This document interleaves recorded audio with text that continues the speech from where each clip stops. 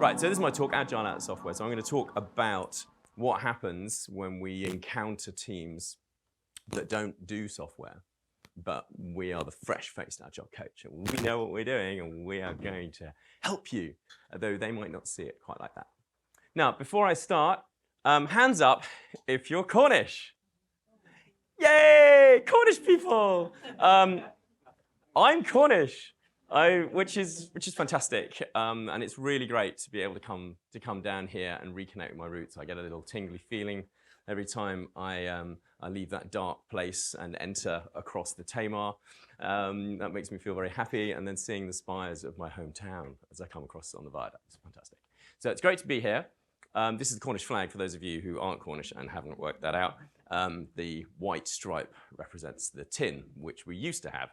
In fact, the old word for Britain comes from originally land of tin, because it was just Cornwall then, and the rest of the country was just northern bandits.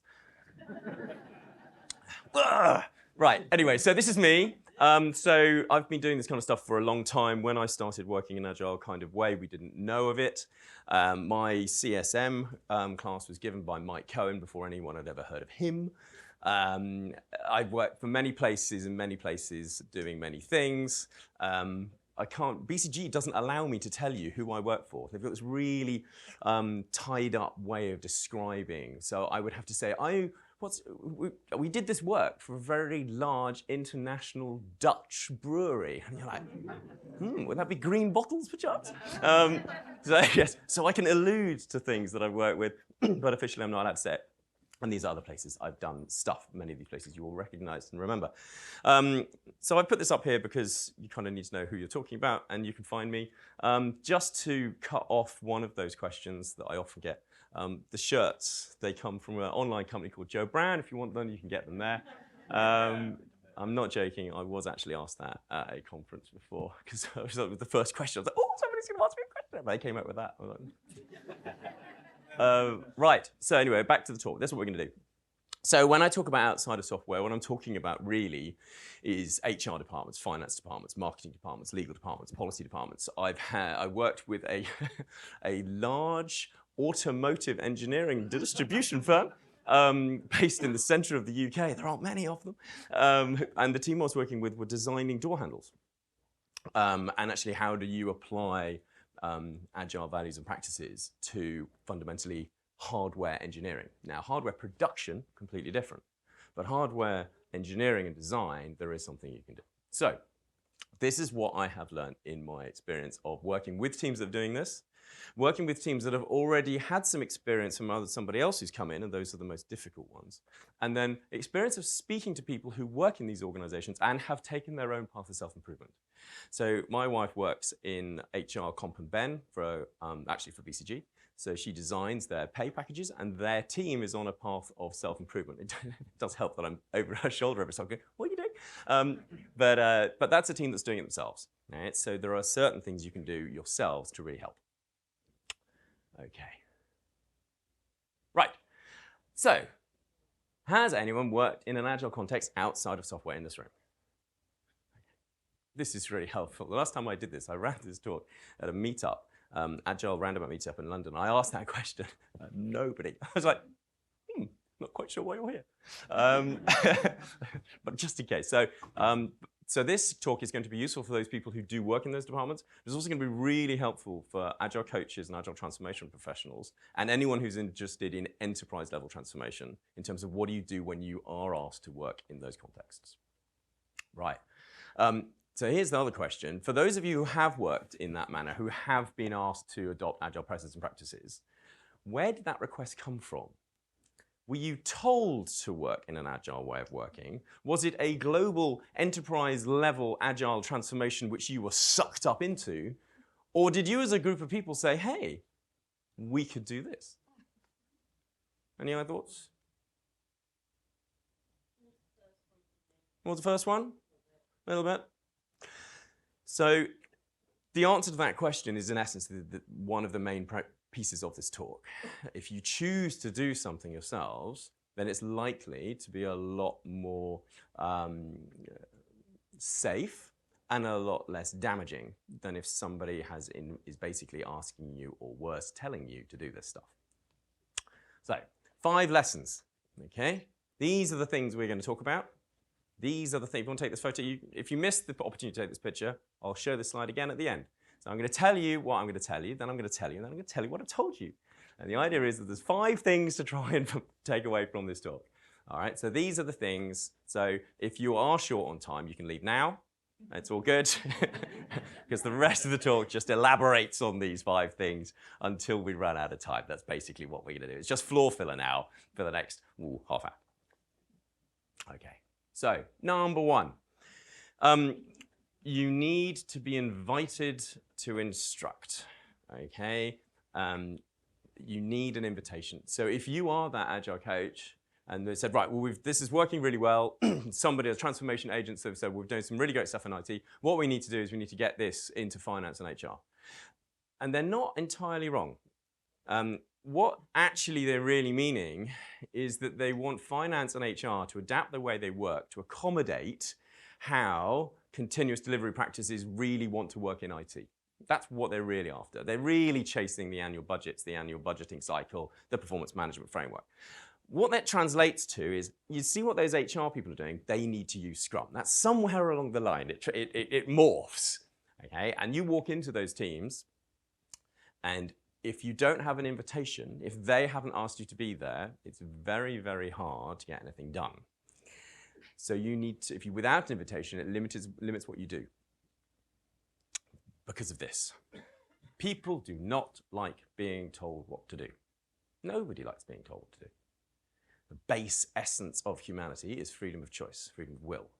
Okay, if you find that you suddenly are being told what to do and you are being stripped away from your autonomy and your decision making, that's a bit of an extreme extrapolation, but this is akin to slavery.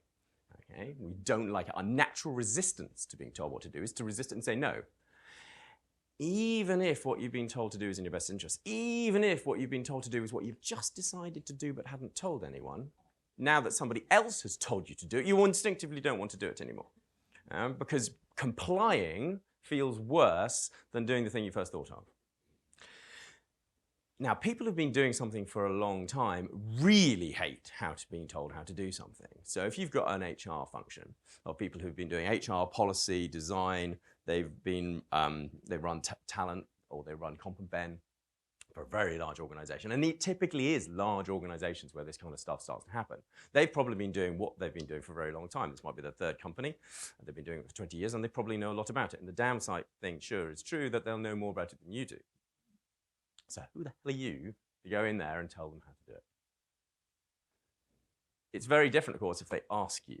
If they are interested in improving, now you've got a piece. So when you first encounter one of these teams, the very first thing you need to do is to be curious and invite others to be equally curious. So ask questions. Yeah? Ask other people what they think of something. What do you think is, so what are you doing? Okay, you're doing that, great. What do you think of what they're doing? And what do you think about what they're doing? How do you think that they could be better? What about them annoys you? Now, none of this, I'm out of this, all right? What I'm doing is I'm inviting reflection within this group. I'm asking them, can you be better or are you perfect? I'm not telling you you're imperfect.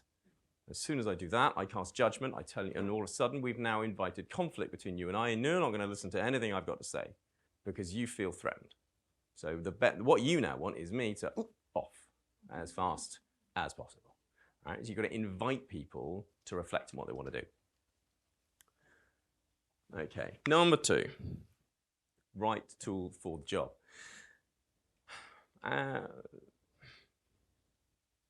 Shout out, when I say I'm going to do word association, it's kind of fun. I'm going to say apple. That's good, like cat. Oh, okay, well, you're good, I like this. Red. Yellow. Oh, a bit controversial. Okay, agile. Waterfall, yeah, okay. The absolute opposite, okay. That's what, okay. Scrum. Scrum, Kanban, okay. Good. Evil. Scrum. No. Now, what we'll find is that often our large organizations, and my own has fallen for this mistake a number of times, have conflated the term agile with the term Scrum. Okay. Ooh, yeah. It could be worse. You could say agile and they go, ooh, Jira. No, there are levels of pain we could go through. There are many circles of this hell you could step through. But there is a big issue here that we say agile and what we mean, yeah, because many people in this room have done this for many years. What we mean is empiricism. We mean feedback. We mean outcomes. We mean value. We mean continuous improvement.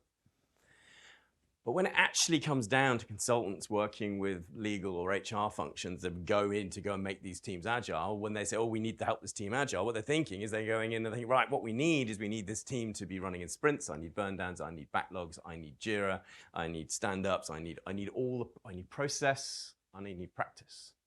Okay? Individuals' interactions over process and practice. We'll forget about that. Let's talk about process and practice. And there's a couple of reasons that this happens. One, it's easier. And it's easier to learn as a practitioner. The people in this room, it's easier to learn process and rules and structure than it is to learn how to change hearts and minds. That's really hard. It takes a lot more experience. And if you're starting out on your journey, it's easier to start there. The second one, of course, it's more visible. And it's more measurable. So when somebody asks you, how are you getting on with turning finance into an agile machine, they're able to point and say, look, if I just open my Outlook, you'll see on Thursday, there's a planning session. They must be agile because it's in their calendar. Yeah? And so it's more observable. It's not helpful. Right tool for the job.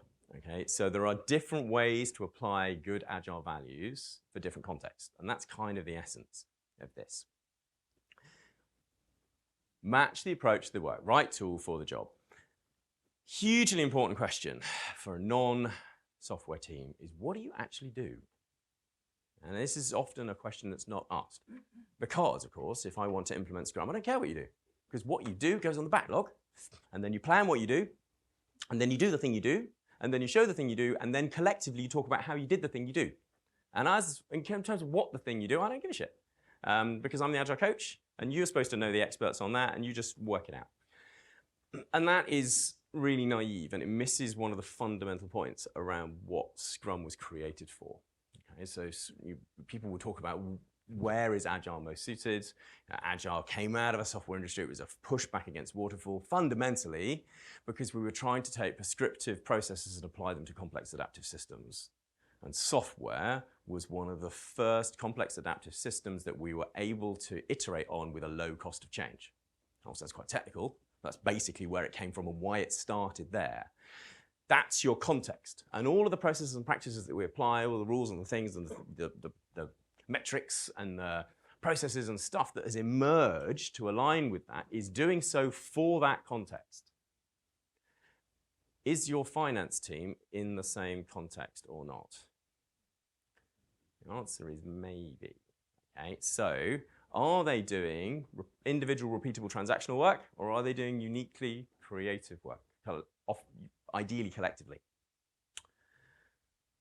These are two massively different states of being, and they have completely different options to try and progress. Now, how many people here are familiar with what I would describe as complexity theory? Anyone heard of complexity theory? Okay. A common expression of that known as Knevin. Yeah, by the great Dave Snowden. Very good. He's got some amazing videos on YouTube. I would recommend watching the videos on YouTube rather than seeing them in person, because then you can slow it down to 1.5 speed. And if you are not an English native speaker, then do it at twice or half speed. The man's control of English vocabulary is exceptional. I wish I was eloquent as him. So what I'm going to now do, a little bit of theory, is I'm going to talk you through what is the fundamental differences between repeatable transactional work and collective creative work, and why you need to treat those two differently. So the first one, transactional work. So transactional work, these are the things you're looking to try and improve. But I just wanted to define transactional work first. It's something where the the way in which you do it is not changing, and you're not massively looking to repeat to change how you do something. So and you'll think, if you're a software engineer, you think, oh, not sure there's that much of that I do. And there's probably right. There probably isn't that much of what you do, and that's why this context is not massively applicable. But if you took HR, then most of the hiring process, for example, so candidates apply, they're screened, they go here, we schedule an interview, people fill in the notes, we form a meeting, we agree to want to progress, blah, blah, blah. There's a little process, and people and all the little candidates are basically moving through the pipeline until they either get a job or they're fired. And it's quite nice and simple. Invoice processing in finance. How do you process an invoice? Well, it comes in, we do some checks, system pays it, system doesn't pay it, system throws exceptions, somebody checks it, etc. This is a repeatable, standardized process. So if you want to improve one of these, then these are the kind of questions you're going to be asked. So the list of stuff you want to do, can we see it? Can my boss see it? That's always quite helpful. Who's doing what? Given that we have 58 things to do, and typically these things are not things to do, it's normally a constant queue. It's not like if you were in finance, it's not like someone is going to stand up and go, yes, invoices are done. You know, we don't finish them, because by the point they've just about stood up, another one has come in, especially for large organizations, right? So it's more about how can I get more done in the same time? How can I look to continuously improve or reduce the waste?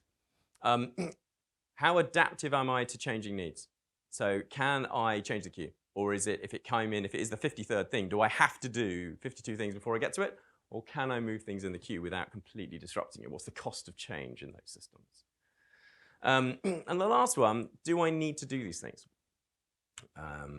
Now, if it's an invoice, I'm not going to pay that one. Maybe you don't have so much flexibility, but there are other situations you may choose, a little bit like bugs in an IT system, where you might look and go, you know what, the cost of fixing that one is not worth it. It's not big enough an issue. We'll leave it. We'll live with it. But there is an opportunity within any queuing system to evaluate, do I actually still need to do this? Especially if your queue is very long. Because it may well be that it was needed when it arrived, but by the time it comes to you, it's no longer needed. Transactional, repeatable, often known as mechanical systems. Creative work. Completely different. So these are the ways in which you're trying to improve creative work. Creative work is a little, somebody used the metaphor with the fog, Jeff, right? So that's a classic indication of creative, emergent, organic work. Unpredictable. Don't know what's going on.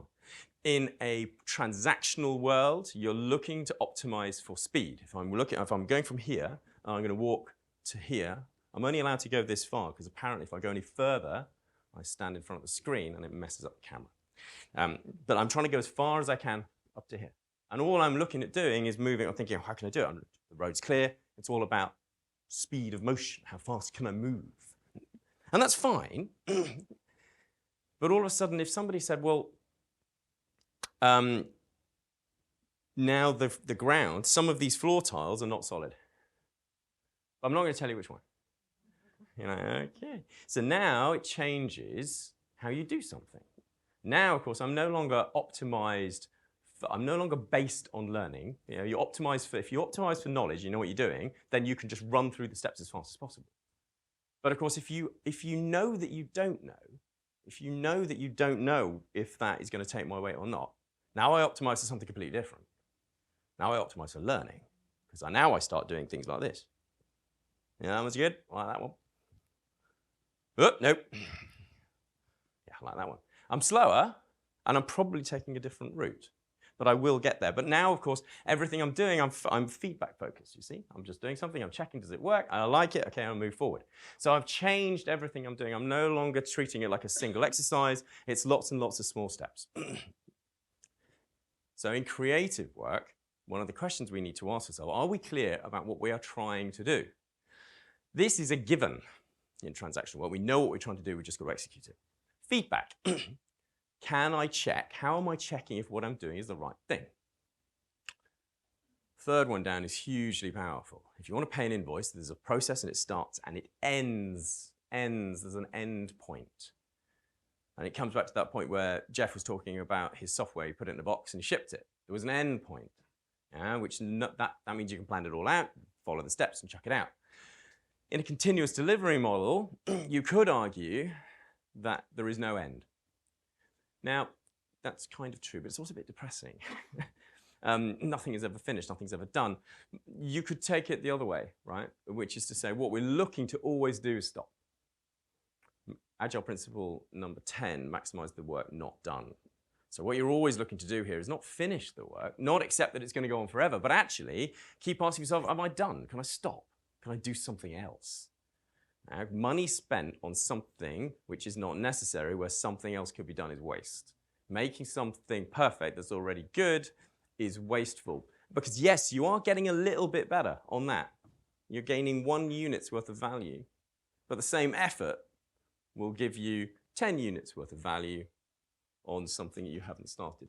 I would have a flip chart at this point, but there's a very easy graph you can draw about the association between time or effort and value.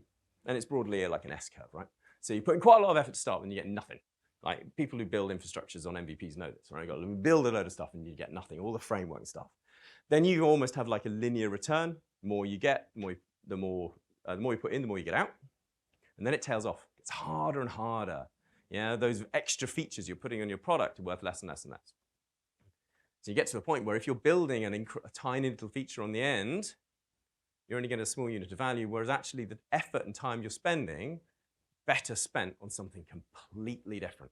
So actually, you're always looking in this complex adaptive space to stop work. Always asking yourself, is this good enough?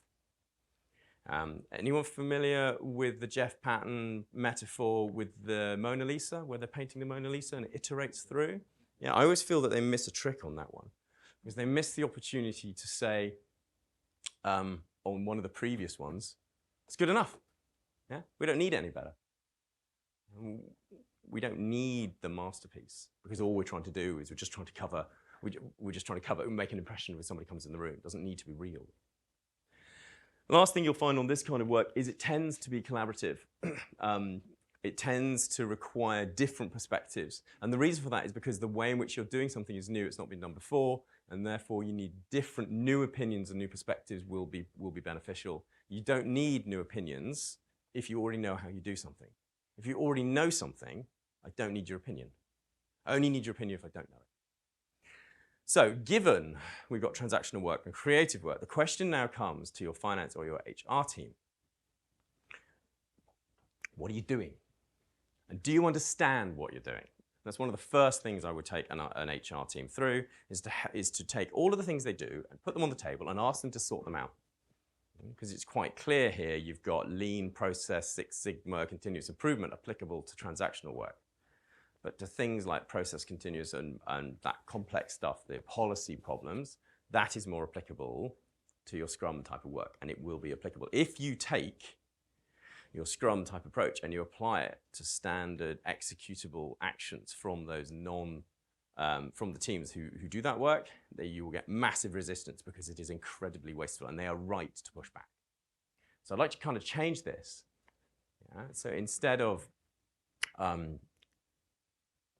it being, how can we apply Agile to these teams?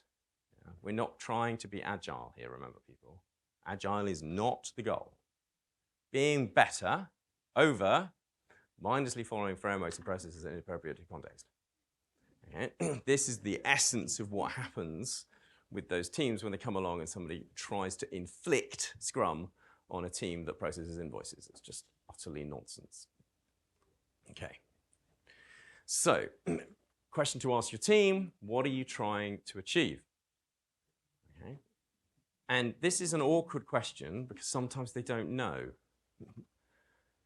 And it's really helpful to try and get them back. And this comes back to, it's interesting actually how many talks there have been over the past couple of days. And yet also how few talks there have been, because a lot of them have been the same talk, this one included. It's about what are you trying to, not what you're doing, why are you doing it? What are you trying to achieve with that? So when you're looking at this new financial policy, or you're trying to restructure some of the debt in the organization, or you're trying to change the benefits policy. What is the measure of success? And it's not a new benefits policy. It's people preferring it, people staying with your organization, better retention, lower churn, faster acceptance of offer, higher employee pulse survey. I don't know. Those are your real measures. In other words, it's had a consequence. In the same way that adding a feature to your system is not the point. The reason you added the feature was to either increase sales, reduce cost, increase customer satisfaction, all those. That's what matters. Don't celebrate your own work. Celebrate the consequence of your work. So what are you actually trying to do? Now, and if you speak to these teams, you say, what are you trying to do? And they say, oh, what we're trying to do is to be agile, then just sit down, calm down. Because being agile, again, it's not the point. What we're trying to be here is better. So you need to define success. And you need to define success in terms of what they're trying to achieve, not based on what they do. And you will find this is quite hard, because all of their metrics and all of their structures and all their governance and all their performance management will inevitably, well, not inevitably, but almost certainly, will be based on what they do. Okay, so start here. What actually matters? Something I've often said when I'm speaking to Venice software teams is that you're a software engineer, but actually software is not what we want. What we want is someone to buy our stuff. Software is a means to an end, and it's an incredibly expensive one. And if we could do that with sellotape and string, we would. Sellotape and string are cheaper, but we can't. So given we have to do it with software, what is the cheapest and easiest way we can achieve this end result with the software we've got? Again, it comes back to what are we trying to achieve? Fantastically glorified, sophisticated solutions that have no business impact are called vanity projects and should be avoided. Objective, what actually matters? So then, metric. Okay, measure what matters. And this is really awkward because they don't have it. They measure what they do. And you will often find that fixing this comes at a cost. Okay, you often find an organization will have to invest in building something purely to measure the thing that they're doing. And getting that through your investment portfolio can be a bit of a challenge. There is a bit of a caution here, and that's difference between most of the teams I'm talking about, HR, finance, legal, and there's a few that outside of here, but a lot of them are what you might describe as a cost center. They are support services. They enable other people to be great. Other people, the ones that get to be great, are the ones that get the plaudits. They build amazing systems. They make great products. And when they do well, we get money and parties and launch events and canapes. That's what happens in the front-facing side of an organization, the value generation side of the organization, the sexy side, the highly paid side, the smart-looking side, the ones that we put at the front of the building in the corner offices. They're the ones where good is noisy. Good for cost centers, on the other hand, silent. Bad for cost centers, really noisy. When your payroll system works perfectly and the people behind your payroll make sure are giving you exactly the right amount of money, even though the interest rates have changed, the tax rates have changed, and you went part-time, do you email them to say, well done, that was awesome, because I know a lot of things change and you got that bang on? No? Let's flip it around, okay? Let's imagine you don't get paid. How many minutes is it before you email them to give them grief? Right? Good for cost centers is often silence. Sometimes measuring this is quite hard because often you're looking for the noise. You're measuring the noise. And cost centers are silent. Good cost centers are often silent. And that makes them a little bit unappreciated as well. So if you also want to try and continuously improve your finance, your HR function, measure the impact they're doing and then celebrate that and give them a little bit of personal respect and credibility back because it matters. Recognition has an enormous impact. Performance is engagement has a greater impact on performance than talent. Yeah? An engaged, passionate team will outperform a bunch of dysfunctional geniuses time and time again. So, next point, acknowledge your system. Now, your front-facing teams, because they do generate value and they are at the edge, they tend to have a little bit more autonomy. If you want this value, well, we're going to have to do things differently or you're not going to get it. And they shout loud and things do change. Much harder for those teams at the back end. They may find that the organizational systemic constraints that apply to them are huge. So when you start working with one of these teams, be conscious of what they can do. So when we're talking about, what's wrong, what can we look to improve, how can better be, and you ask them to reflect. And a lot of these teams, they never have the opportunity to reflect. They have been born into a world of continuous delivery, lots and lots of tasks, always doing this kind of stuff. They never stop to reflect on what they're doing, how they're doing it. But you've got to be ever so slightly careful that when you do put that on the table, you don't overpromise. You don't say, right, well, now we've thought about how to completely change this organization. And we're looking, I don't know, maybe we're dealing with a finance function for GlaxoSmithKline. Yeah. And they say, well, the problem is the way in which the sales function, operates. Well, don't worry about that. We'll fix it. No, you're really not going to fix that because this is a company across 30 countries with billions of revenue and literally thousands of employees. You 6 people in this room who are not the board are not going to change it. So be conscious about what you can fix. There's a balance, and these things you need to work out. What is the appetite to experiment? Who is really in charge? What is the consequence of error? And you will find that non-software teams, especially support functions, this balance is different than a software team. Okay? One of the reasons that Scrum and the iterative ways of working became so popular and effective in a software context is because of the square box. The cost of change became low. That's not necessarily the case. You'll tend to find that your support functions, the cost of error is huge. You get your finance systems wrong, you're in trouble. You get your HR systems wrong, people leave. And that you issue a contract and that's incorrect, well, it's a legal contract and they signed it. So you're stuck with it. The cost of error is high, which often implies that your appetite to experiment is lower. So let's try everything, don't worry about it. Burn the backlog, yeah! Yeah, it's not gonna work quite so well with your finance function, right? They're not that sense of radical change and operations, much lower. Also, who is really in charge? Who is really in charge of this team? Often not the person you might think it is, so try and dig a little deeper. Right, now, one ever so slightly awkward question when dealing with these teams, and it's one that they don't like to talk about. What do you mean by team? So I've got this HR team, and I've been saying an HR team, I've said a legal team, I've said a finance team. Now, if it's a software dev team, yeah, we know what that means, right? Especially if it's a software standard Scrum team. Although, as I've often found in large organizations, yeah, it's a Scrum team, 20 of them. But here you've got a different kind of system. Actually, you've got a bunch of people in an organization who sit in a similar area with an interest and skills of a similar area who do stuff. They might have 3 or 4 different projects that they're working on at the time, and they're looking to cover some basic processes, and they fulfill an ongoing function.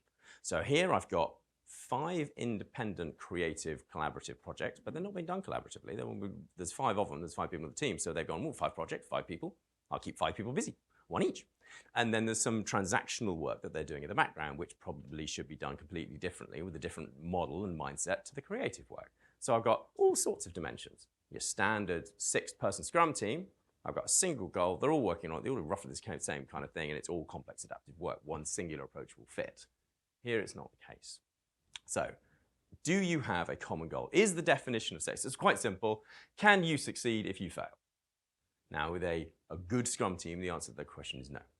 And then if one person is weak or struggling or off sick or can't figure it out, then it's beholden to the rest of the team to support them.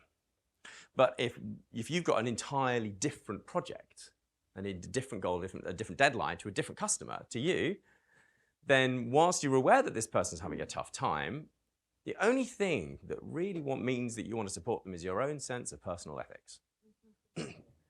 And actually, if you were being really Machiavellian, you don't help them at all. Because you want the next good project, you want to look good in front of your manager. So you make sure that yours is definitely on time and well presented, because now is the time to show the big difference between you and your inept colleague, and let them sink. Common goal or common boss. And so if you do have common boss and you don't have common goals, then you don't actually have teams. You've got individual people that you're working with. Now you could argue, should we be a common goal? If it's collective work, you'll find that you'll get better results by working on fewer things, but with more people on each one. Spin through them faster, you get better results, and you'll get diverse thinking on it, and you can get some return on that. But that may not actually be the best solution. The best solution may be to treat them as individual Scrum teams of one. Kind of depends on their context, right? So, those are the 5 things. First of all, listen to what they've got to say. Do not be that overzealous consultant. And they're often consultants. I can say this because I am one. That come in from, I don't know, AN branded flash consultant with a suit, comes in, hi, I'm here to make you agile. I know everything about agile. Don't worry about it. It's got these 5 things. I'll draw some circles on the wall, and we're going to change your calendar. I'm going to put everything in this new system called Jira, and it'll be brilliant. And I'm going to be here for 3 months, and it's going to change your world. And just imagine the look on this. But what's bizarre is the person who's standing there genuinely believes it. They genuinely think this is the right thing to do. And they're really wrong. So listen to what these people are here are telling you before you start. Wait for them to be curious. Wait for them to ask questions. And once they are willing to listen to you, then you can start putting things on the table. But don't tell anyone what to do unless they've asked for it. Second one, match the work to match the approach that you take to their kind of work. Help the team to understand what is their split of complicated work to creative work, to policy work versus sort of transactional administrative work. What's your split? And is it even in the team? So is it 70-30? Okay, 70-30. Is it always 70-30, or is it in peaks and troughs? Finance teams, for obvious reasons, because there's an annual budgetary cycle, find that their peaks and troughs are not consistent. There's an end-of-year process system, which you'll find that they'll do creative work at one time of the year, and then it'll come towards year end, and all that kind of shuts down, and there's a whole bunch of formal fixed processes they have to do. And that is right. It's not like, well, what we need to do is smooth it out. No, we're not going to change the global financial model here. That's not going to happen, okay?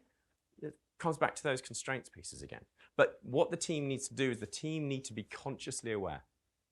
They need to be aware of the type of work they're doing and approaching it appropriately, and then reflecting on it suitably. Define success and celebrate success. But celebrate true success. And success is not doing the stuff you've been asked to do. It's achieving the goals that you have been given or you've set yourselves. But do make sure you celebrate them. Work within the boundaries you have, and acknowledge that the boundaries and the reality that a legal team faces or a finance team faces is radically different to oh, damn, I've broken the dev system again. Oh, I should go and change that. Oh, damn, I've overpaid the employees by 20,000 quid. Oh, don't worry about it. I'll just take all that money back. Those two things have slightly different consequences. And lastly, really think about what it means by team. Just because you or all of the people sitting in a room with a single boss doesn't mean they have collective responsibility, collective association to value. Now, hold on a second. All of those things I put on the board. No A word. I hadn't actually checked if there were other A words, but no the A word. But that's because we can help those teams to be agile. What we mean there is you're adaptive in how you achieve your goals. You are focused on what matters. You are feedback-centric. Certainly on the last one, feedback-centric is very true on that creative work. Less appropriate or less necessary on the transactional work, because you don't need to learn because you know you're right. If you know you're right, you never need to check. If you don't know you're right, and you start to check. And the more right you are, the more pure process it is, the less value and the more overhead an Agile approach will bring you. So this is the thought bubble that I was creating. This in your heads. Right now, this is what you're thinking. I just put that up there. And if you've got any questions, then now is the time.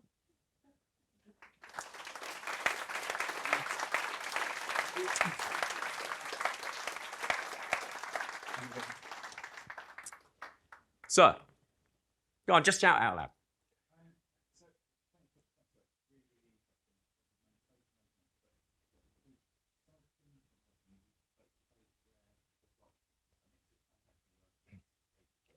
Yeah, very common.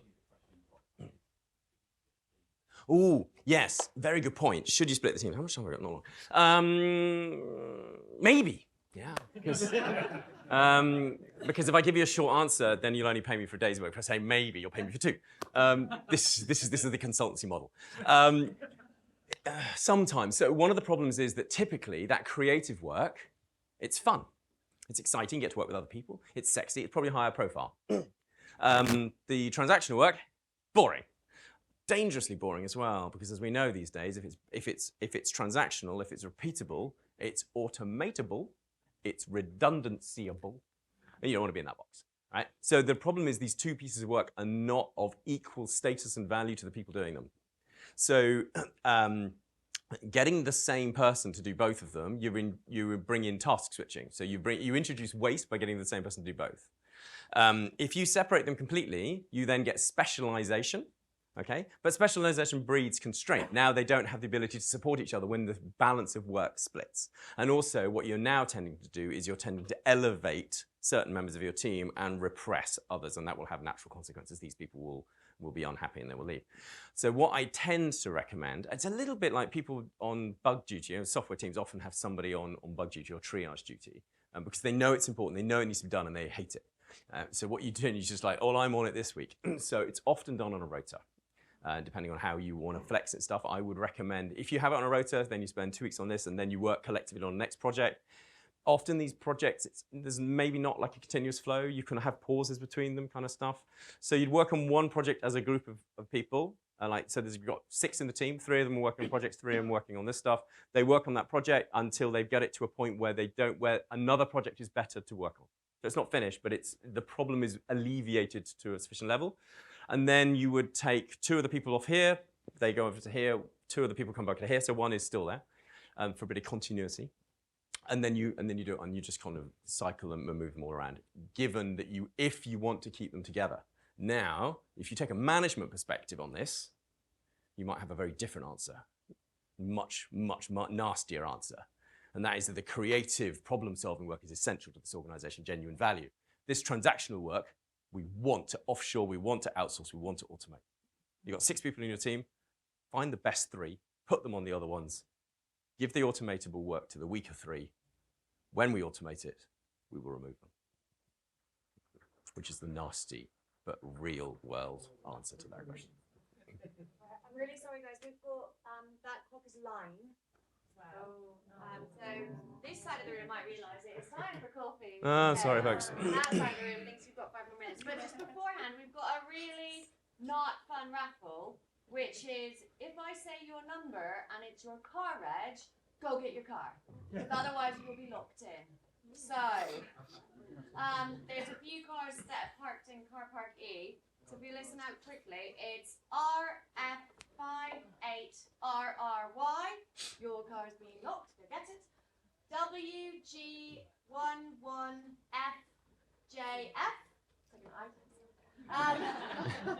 WU16DXB.